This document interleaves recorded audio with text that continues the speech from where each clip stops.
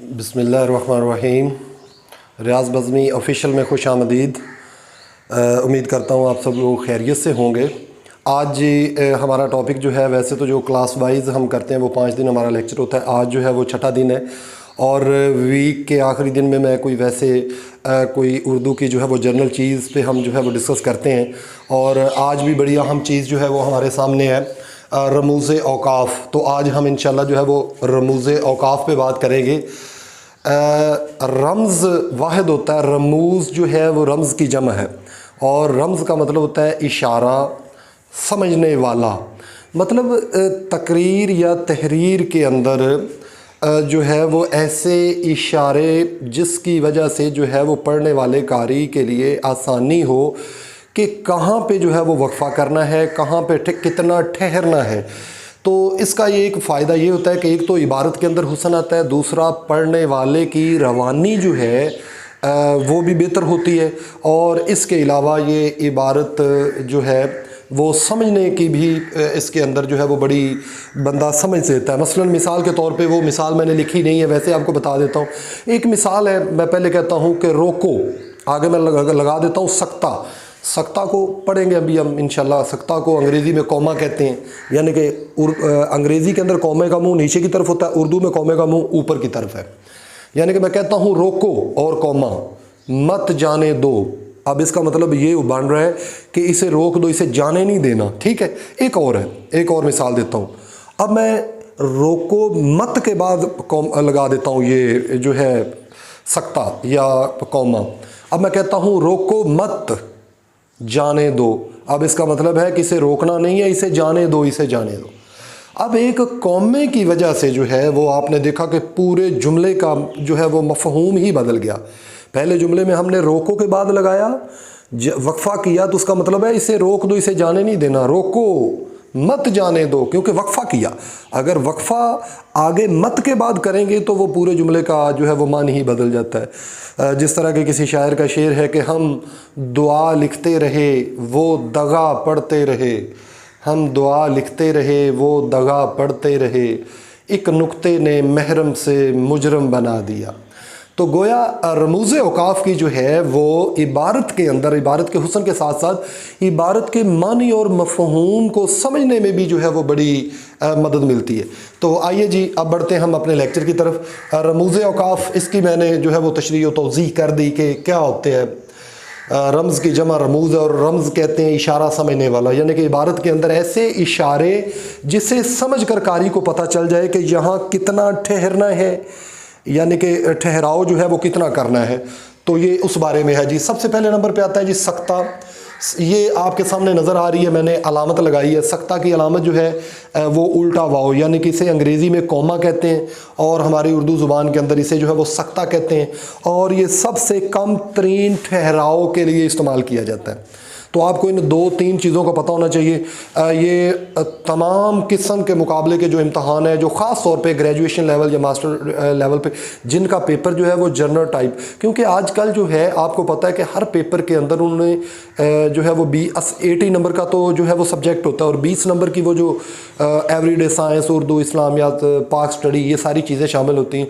हर एक के लिए जो है वो अब उर्दू को समझना और जानना ज़रूरी है और ये इंतहाई बेसिक चीज़ें हैं। उर्दू लेक्चरर वालों को तो बिल्कुल आनी चाहिए और इसके अलावा जितने भी मुकाबले के इम्तहान में बच्चे बैठते हैं, हिस्सा लेते हैं, उनके लिए भी ये वीडियो इंतहाई ज़रूरी है, होने वाली है। एंड तक देखिएगा ज़रूर।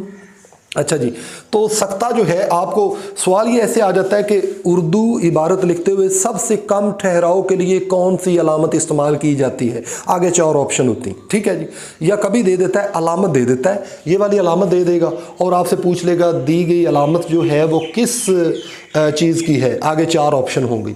तो बहरहाल आपका समझना ज़रूरी है। एक तो अलामत का पता होना चाहिए, दूसरे इसका काम का यानी कि फंक्शन का पता होना चाहिए कि ये अलामत किस मकसद के लिए इस्तेमाल होती है। तो पहले नंबर पे है जी सकता। ये उर्दू के अंदर सबसे कम तरीन ठहराव के लिए जो है वो सकता की जी अलामत इस्तेमाल होती है। मसलन एक मिसाल हमने बड़ी जो है वो मशहूर व मारूफ सुनी हुई है कि कायदे आज़म ने फरमाया काम, काम और सिर्फ काम।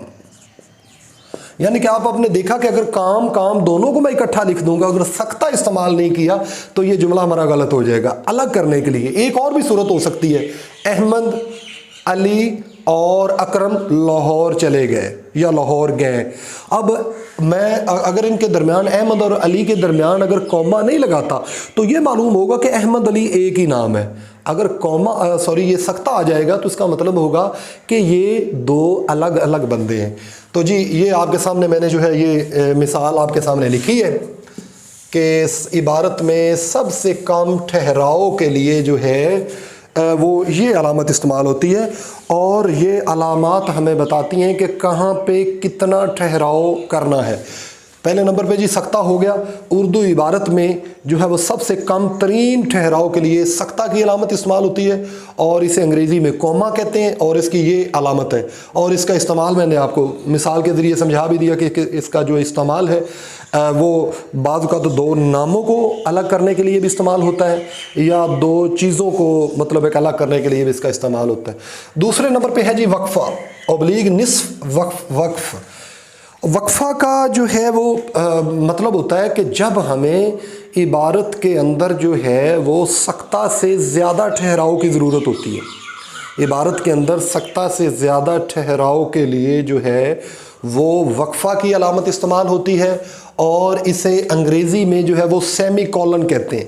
क्योंकि कुछ लोग अंग्रेज़ी पढ़े लिखे होते हैं, अगर उनको साथ इस वर्ड का भी पता चल जाए तो फिर उन्हें समझने के लिए जो है वो आसानी होती है। और इसके अलावा कुछ जो है वो अंग्रेज़ी मीडियम से ताल्लुक़ रखने वाले भी होते हैं, तो इसीलिए साथ अंग्रेज़ी के वर्ड भी मैं यूज़ करने की कोशिश करूँगा। सख्ता को कौमा कहते हैं अंग्रेज़ी में, वक्फ़ा को जो है वो अंग्रेज़ी के अंदर सेमी कॉलन कहते हैं, और इसे उर्दू में वक्फ़ा और या इसके निस्फ़ जो है वो निस्फ़ वक्फ़ यानी कि दो नाम है। इसे वक्फ़ा भी कहते हैं, इसे निस्फ़ वक्फ़ भी कहते हैं, यानी कि आधा ठहराव। तो इसमें ये उस वक्त जो है वो इस्तेमाल किया जाता है वक्फ़ा निस्फ़ वक्फ़ जहाँ जो है वो जुमलों के मुख्तलिफ़ जो अज्ज़ा हैं उन पर ज़्यादा ताकीद और ज़्यादा ज़ोर देना हो, तो वहाँ पे जो है वो वक्फ़ा की अलामत इस्तेमाल की जाती है। और इसके अलावा कभी ऐसा भी होता है कि जब एक बड़े जुमले में कई छोटे जुमले आ जाएं तो वहाँ भी फिर वक्फ़ा की अलामत इस्तेमाल करनी होती है। इसकी मिसाल मैंने आपके सामने लिख दी है। ये हकीकत है, जो करेगा, हम वक्फ़ा को पढ़ रहे हैं, उसके सामने जो करेगा, आगे ये वक्फ़ा की अलामत है, सो भरेगा। इसके अलावा और है हाली की यादगार गालिब, यानी कि लंबा जुमला आ रहा है, हाली की यादगार गालिब, आगे वक्फ़ा की अलामत। नज़ीर अहमद की तौबतुन नसूह। इसके अलावा और हम जो है वो पढ़ लेते हैं, अल्लामा इकबाल की बांगे दराज शाया हो चुकी हैं। अब ये देखें कि एक लंबे जुमले को उसके अंदर मुख्तलिफ़ चीज़ों को अलग अलग करने के लिए हमने वक्फ़ा या निस्फ़ वक्फ़ की जो है वो अलामत इस्तेमाल की है। उसके बाद ये नेक्स्ट वन है राबता। राबता को अंग्रेज़ी में कहते हैं कॉलन, और इसकी ये अलामत है दो नुक्ते, ऊपर नीचे दो नुक्ते, इसे कॉलन कहते हैं। इसका मैंने आपको बता दिया सेमी कॉलन कहते हैं। तो ये जी कॉलन आ गया। तो राबता की अलामत उस वक्त इस्तेमाल होती है, यानी कि वक्फ़ा की अलामत सख्ता से ज़्यादा ठहराओ, और अगर वक्फ़ा से ज़्यादा ठहराओ मकसूद हो तो फिर राबता की अलामत इस्तेमाल की जाती है। आप इसे इस तरह भी याद कर सकते हैं कि सख्ता के बाद सख्ता से ज़्यादा ठहराव के लिए वक्फ़ा की अलामत है, वक्फ़ा से ज़्यादा ठहराव के लिए जो है वो राबता की अलामत है, और तफसीलियत तो खैर एक चीज़ और है, उसमें तो किसी चीज़ की तफसील देने के लिए इस्तेमाल होती है। तो इन चीज़ों को अगर आपने इन तीनों को समझ लिया तो फिर समझ लें कि रमूज़ औक़ाफ़ की जो है वो अहम चीज़ों को आपने जो है वो समझ लिया है। तो इसके लिए ये होता है जी कि किसी मकूले या कहावत को बयान करना हो तो तमहीदी जुमले और असल जुमले के दरमियान ये अलामत लगाई जाती है। और बाज़ औक़ात ये भी होता है कि किसी जुमले के किसी साबिक़ा ख़याल और बात की तशरीह या तस्दीक की जाती है, तो वहाँ भी ये जो है अलामत इस्तेमाल की जाती है। मिसाल के तौर पे ये है, अब हमारे पास है ये हकीकत है। अब ये देखें, अब हमने राबता की अलामत यानी कि कॉलन की अलामत इस्तेमाल की है। गया वक्त फिर हाथ नहीं आता है, ये एक मिसाल है, यानी कि आप समझ लें कि ये एक अलग मिसाल है। ठीक है जी, ये एक अलग मिसाल है। ये हकीकत है, राबता की अलामत आ गई कॉलन, गया वक्त फिर हाथ नहीं आता। इसके बाद क्या अच्छा सौदा है, रबता की अलामत इस हाथ दे उस हाथ ले। तो इसके अलावा जो है ये भी हो सकता है कि बच्चों को हमेशा तन्हाई में नसीहत करना चाहिए, और यहाँ पे कॉलन की अलामत आएगी। मसलन बच्चों को हमेशा तन्हाई के अंदर नसीहत करनी चाहिए, कॉलन की अलामत आ गई, राब्ता की अलामत आ गई। उसके बाद जो है कि सब के सामने नसीहत करने का असर जो है वो बुरा पड़ता है, यानी कि अगर सब के सामने नसीहत करेंगे तो इसको जुमले को अलग करने के लिए एक लंबे जुमले को, यानी कि पहली चीज़ का ताल्लुक़ जो है वो दूसरी चीज़ के साथ है, यानी कि बच्चों को तन्हाई में अलग बिठाकर उनकी तरबियत करें। सब के सामने अगर डांट डपट करेंगे तो बच्चे बिगड़ जाते हैं और उसका उलट असर ले लेते हैं। तो इसको जुमले को अलग करने के लिए जो है यहाँ पे हम राब्ता की अलामत इस्तेमाल करेंगे। दूसरी तरीके से इस तरह भी कि वक्फ़ा से ज़्यादा ठहराव के लिए राब्ता की अलामत, और ये अलामत ये है। उसके बाद है जी तफसीलिया, इसे अंग्रेज़ी में कहते हैं कॉलन एंड डैश। ये किसी चीज़ की तफसील बयान करने के लिए जो है ये अलामत लगाई जाती है। मिसाल के तौर पे ये अलामत का इस्तेमाल ऐसे भी हो सकता है कि आप कहते हैं जी कि हमारे कॉलेज के अंदर जो है वो दर्ज झैल अशिया, हमारे कॉलेज के अंदर फर्नीचर की दर्ज झैल अशिया मौजूद हैं। आगे आप लिख सकते हैं 500 कुर्सियाँ, 200 डाइस, इतने बेंच, इतने डेस्क वगैरह वगैरह, ठीक है, या इतने हमारे जो है वो दरवाजे हैं, इतनी हमारी खिड़कियाँ हैं। तो ये किसी चीज़ की जब तफसील बताना मकसूद हो तो उस वक्त अलामत जो है वो तफसीलिया की जो है वो लगाई जाती है, और अंग्रेज़ी ज़ुबान में इसे जो है वो कॉलन एंड डैश कहते हैं। उसके बाद है जी ख़त्मा। ख़त्मा को जो है वो अंग्रेज़ी में फुल स्टॉप कहते हैं जी, अंग्रेज़ी में इसे फुल स्टॉप कहते हैं, और अंग्रेज़ी में इसकी अलामत जो है वो एक नुक्ता है, डॉट। लेकिन जबकि हमारे उर्दू के अंदर इसकी छोटी सी एक कह लें कि डॉट, 2-3 डॉट के बराबर हमारा जो ख़त्मा है उर्दू का लगाया जाता है जब जुमला ख़त्म हो जाए।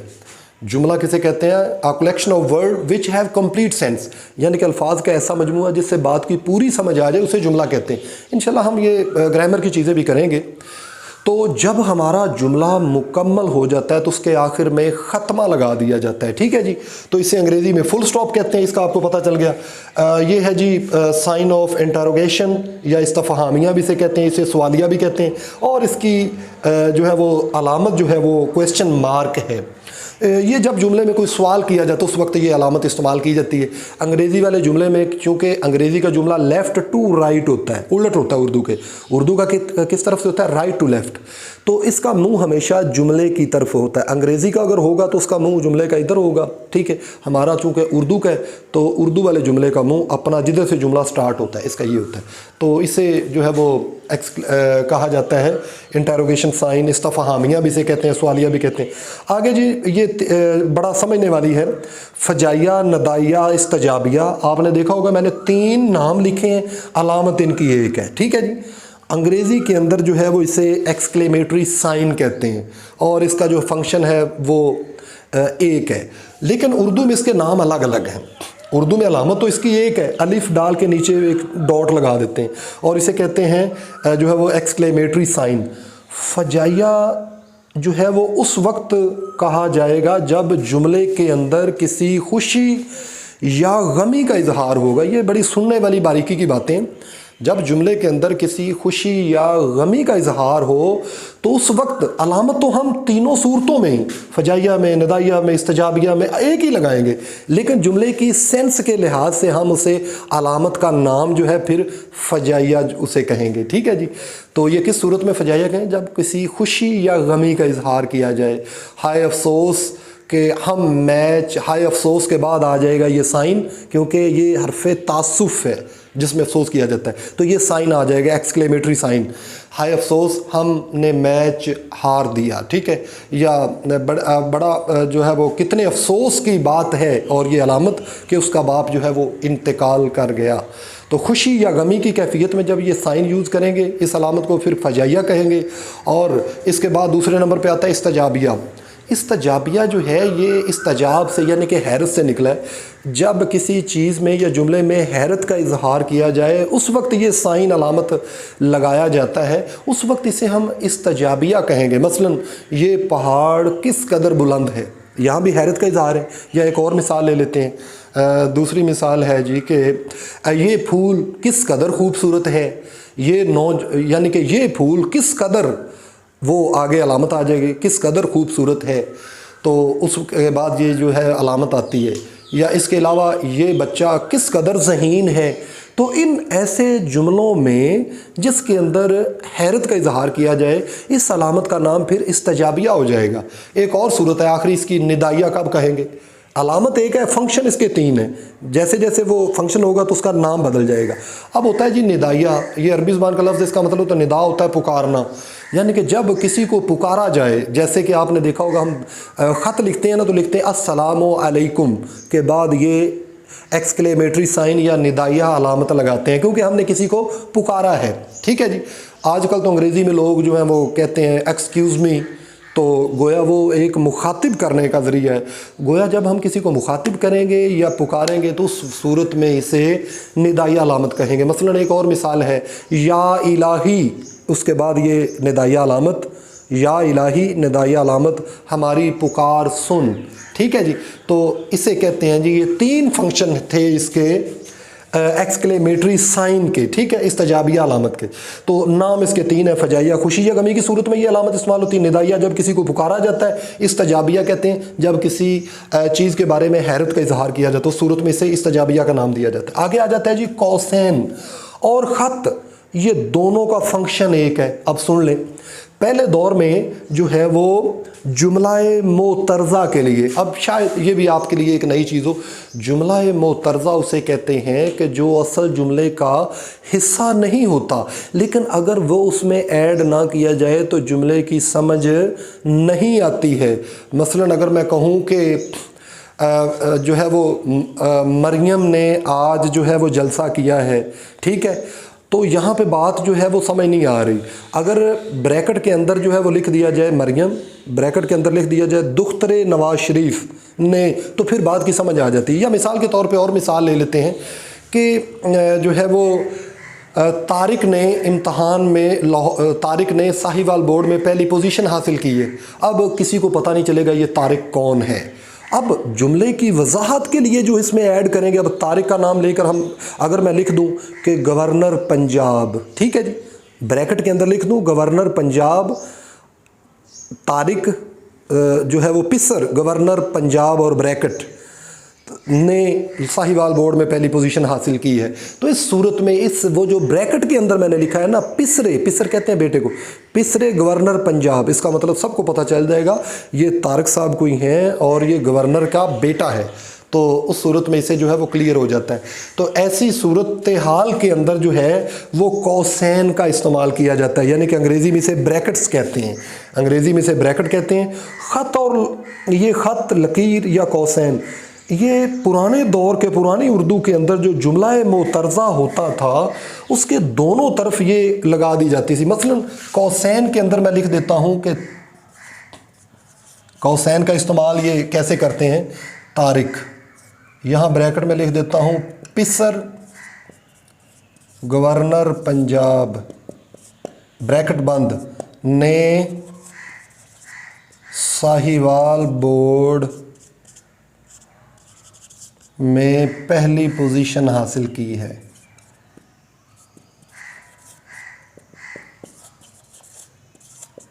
ٹھیک ہے جی، یہ آپ کے سامنے آ گیا۔ اس صورت میں اگر بریکٹ کا استعمال کیا جائے گا تو اسے پھر کہیں گے قوسین۔ ٹھیک ہے، جدید اردو کے اندر آج کل جملہ معترضہ کے لیے یہی جو ہے یہ علامت استعمال کی جا رہی ہے، باقی اور کسی علامت کا جو ہے وہ استعمال پرانی اردو کے اندر جملہ معترضہ کے لیے خط یا لکیر کا استعمال کیا جاتا ہے۔ مثلا اسی مثال کو دیکھیے، یہ بریکٹ کو بھی میں مٹا دیتا ہوں، اس کو بھی مٹا دیتا ہوں، اس کی دونوں طرف یہ خط لگا دیے، ٹھیک ہے، اسے خط بھی کہتے ہیں، اسے جو ہے وہ ڈیش بھی کہتے ہیں، اسے لکیر بھی کہتے ہیں، انگریزی میں اسے ڈیش کہتے ہیں۔ اچھا جی، طارق پسر گورنر پنجاب نے، یعنی کہ طارق جو ہے یہ گورنر پنجاب کا بیٹا ہے۔ اس صورت میں اسے ہم خط یا لکیر کا استعمال کہیں گے، اور یہ جو طریقہ تھا جملہ معترضہ لکھنے کا یہ پرانی اردو کے اندر تھا۔ جدید اردو کے اندر آج کل جو ہے وہ صرف اور صرف بریکٹ کا استعمال کیا جا رہا ہے، یہ خط یا لکیر کا استعمال اب متروک ہو چکا ہے۔ اچھا جی، اس کے بعد آگے چلتے ہیں۔ میرا خیال ہے یقیناً یہ آپ समझ गए होंगे। इसके बाद जो है वो नेक्स्ट वन है वावैन। वावैन को अंग्रेज़ी ज़ुबान में कहते हैं इन्वर्टेड कॉमास। वावैन को अंग्रेज़ी के अंदर जो है वो इन्वर्टेड कॉमास कहते हैं।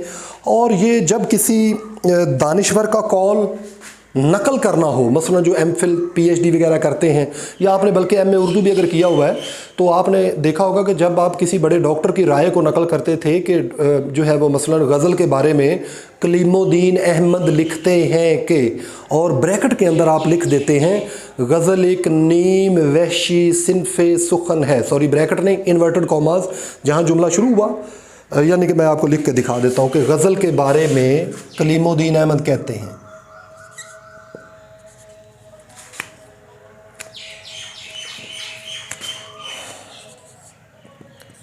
गज़ल के बारे में कलीमुद्दीन अहमद कहते हैं या लिखते हैं की बात है, ठीक है जी। अब जब आप लिखते हैं तो आपने देखा होगा इन्वर्टेड कॉमा शुरू, गज़ल नीम वहशी सिनफ़े सुखन है, और inverted comma close, inverted comma शुरू, इन्वर्टेड कॉमा क्लोज। अब ये बात आपने यकीनन कई किताबों के अंदर लिखी होगी, या कहीं पे आ जाते हैं कि इसी के बारे में पैगंबर सल्लल्लाहु अलैहि वसल्लम ने फरमाया है, हदीस नकल करनी हो तो फिर भी इन्वर्टेड कॉमास के अंदर, ठीक है। या आप कहते हैं कि अफलातून का फरमान है कि, आगे ब्रैकेट के अंदर जो भी उसने कुछ कहा हुआ है। तो यानी कि जब किसी दूसरे की राय को आप नकल करते हैं और ये इन्वर्टेड कॉमास के अंदर, इसे उर्दू में वावैन कहते हैं, और ये जो दो इन्वर्टेड कॉमास हैं ये इस बात की अक्कासी करते हैं कि ये बात हमारी नहीं है बल्कि किसी दूसरे ने कही है। जब किसी दूसरे का कॉल नकल करेंगे तो उससे जो है हम वावैन कहेंगे, अंग्रेज़ी में उसे जो है वो इन्वर्टेड कॉमास कहा जाता है। चंद एक जो है वो अलामात हमारी रह गई हैं, उस पर भी इंशाल्लाह डिस्कस करते हैं।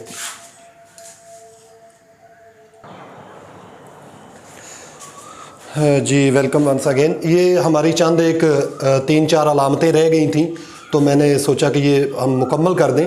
उसके बाद आ जाता है जी अलामत तखल्लुस। आपने देखा होगा कि जब शायर शेर के अंदर जो है वो अपना तखल्लुस इस्तेमाल करता है, मसलन मिर्ज़ा गालिब का नाम असल नाम था असदुल्ला ख़ां, लेकिन वो गालिब जो हैं वो तखल्लुस लिखते थे, तो वहाँ तखल्लुस पर ये वाली शद, एक शद जैसी जो है वो अलामत होती है, इसे अलामत तखल्लुस कहते हैं। मसलन हम जब मीर का नाम लिखते हैं तो मीर, यहाँ हम अलामत नहीं लगाते, मसलन मीर तकी मीर, यहाँ मैंने अलामत लगाई है और यहाँ नहीं लगाई, क्योंकि मीर तकी तो उसका नाम है, ये मीर उसने अलामत जो है वो तखल्लुस की इस्तेमाल की है, इसलिए इसे कहते हैं जी अलामत तखल्लुस। आगे आ जाता है अलामत हज़फ़। ये उस वक्त होता है कि हम लिखते हुए मसलन कोई पैराग्राफ लिख रहे हैं, ये ज़्यादा ये वो लोग इन चीज़ों को ज़्यादा समझते हैं जो एमफिल या पीएचडी का थीसिस वगैरह लिख रहे हैं, जिन्होंने एमए लेवल पे अगर रेगुलर किया हुआ है तो थीसिस लिखा है। तो मसलन आप किसी राइटर की किताब का हवाला देना चाह रहे हैं, जिसे अंग्रेज़ी में रेफरेंस कहते हैं। आप रेफरेंस देते हुए बाज़ का आप कहते हैं कि पहली 4 लाइनें मैं बतौर रेफरेंस यूज़ करूँगा, लेकिन ये दरमियान वाली जो 3 जुमले हैं ये मेरे काम के नहीं है, ये इसने हट के बात की है। वहाँ पर उस वक्त आप डॉटर लाइन लगा देंगे, ये वाली 7-8 नुक्ते लगा देंगे, ठीक है, और उसके बाद जो है यहाँ से शुरू कर देंगे। अब देखने वाले को पता चल जाएगा कि इस राइटर ने, यानी कि आप उस वक्त राइटर हैं ना, क्योंकि आप लिख रहे हैं, उसे पता चल जाएगा कि राइटर ने ये अलामत हज़फ़ का इस्तेमाल किया है, यकीनन कुछ ना कुछ मवाद इसने जो है वो हज़फ़ किया है, यानी कि कुछ मवाद 3-4 लाइनें छोड़ी हुई हैं, तो इसे कहा जाता है जी अलामत हज़फ़। और ये वो लोग यूज़ करते हैं जो लोग ये अपने मकाले यानी कि थीसिस वगैरह लिखते हैं, और मैंने पहले मिसाल बता दी कि थीसिस लिखते हुए कुछ 3-4 लाइनें हम ऊपर वाली काम की होती हैं, दरमियान वाली 2 लाइनों के अंदर राइटर की कोई बात ही और समझते हैं कि ये हमारे काम की नहीं, वहाँ पे हम डॉटर लाइन लगा के उससे अगला जुमले हम फिर लिख लेते हैं। तो इसे कहा जाता है जी कि अलामत हज़फ़, ताकि देखने वाले को पता चल जाता है। ये अलामत हज़फ़ और अलामत अलक़ में थोड़ा सा ज़रा फ़र्क है, ये ज़रूर समझ लीजिएगा। मसलन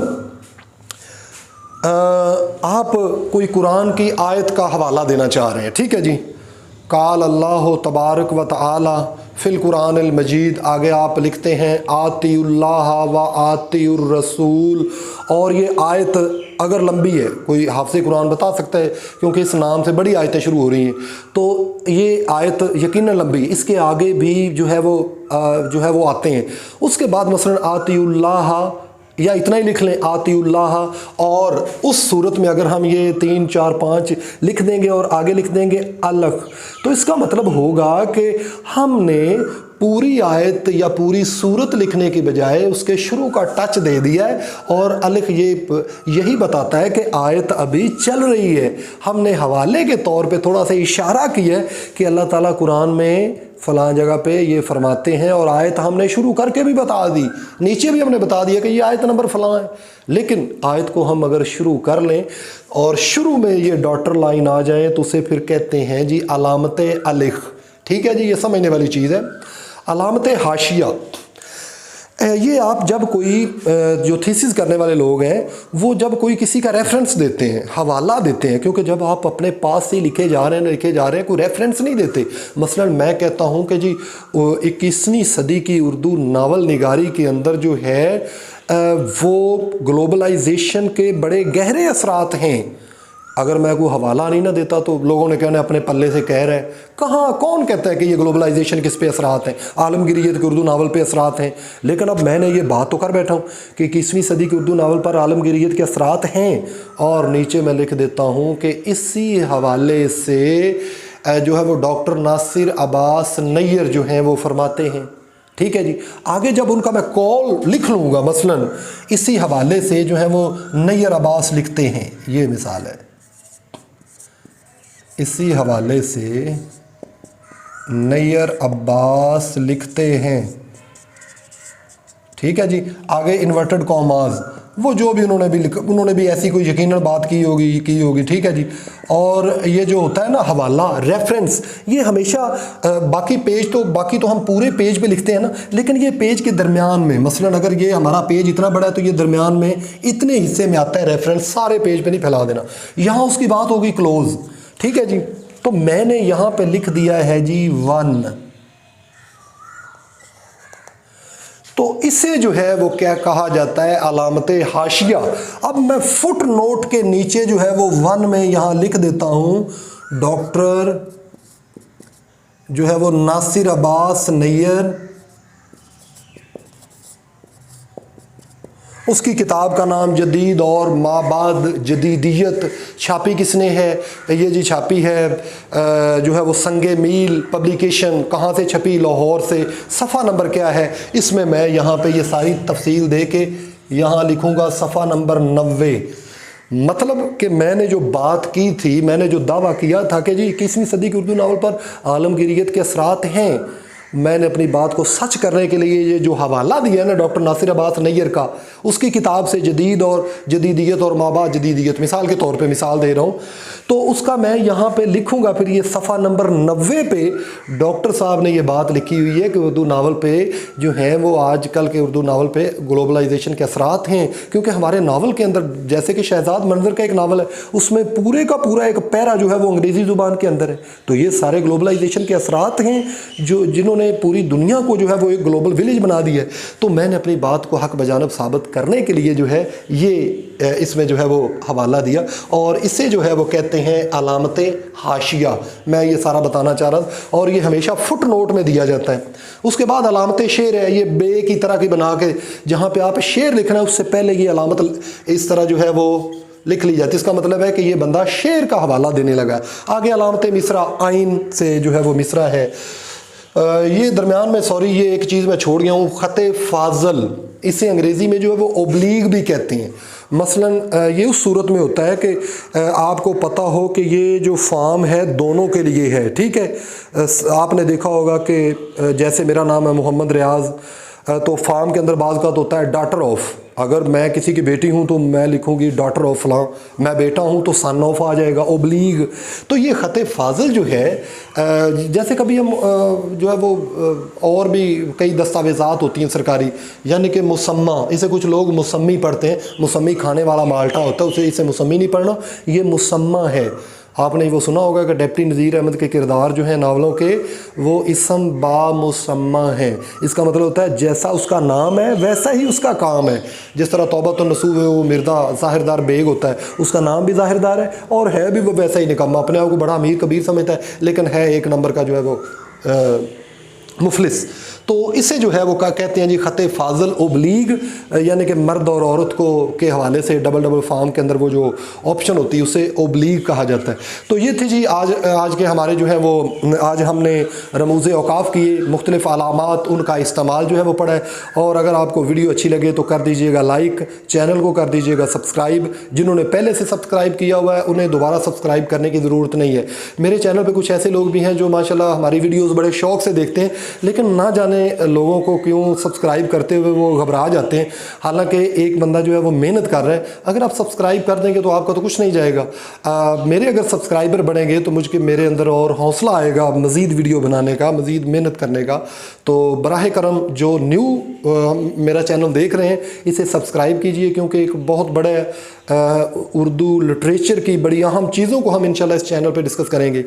तो आपके लाइक और आपके सब्सक्राइब से और कमेंट बॉक्स के अंदर अपना जो है वो कमेंट्स भी करना ना भूलिएगा। बहुत शुक्रिया। अल्लाह हाफिज़।